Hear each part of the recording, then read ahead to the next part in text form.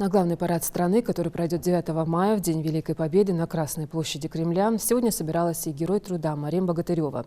Из-за эпид-ситуации она пропустила 2 последних парада. Родному делу доярка посвятила более 40 лет жизни, почти полвека. Мария Богатырева была одной из 5 заслуженных тружеников, кому в мае 2015 года Владимир Путин вручил в Кремле золотую звезду Героя труда Российской Федерации.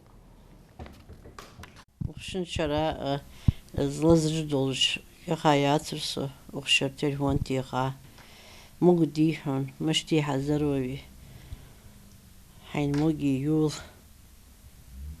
futina dikhet hayet shadyakhkachan ishte ve patchahu جانو قصود يا بليتش يستا أول موتيكيتشا даже на дороге أخشتحدن جال يرخم بعبسو دين победы мы дивень وی باقی نخ وی دیدش پردیدش بابشکاش دق حمود والی وینچ اش حدق دیخ چه توم بولش الله وشي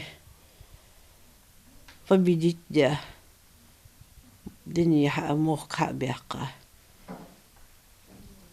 اشتباش عقي تشاخذ مدي استحق دنيا وعشم قيتيتك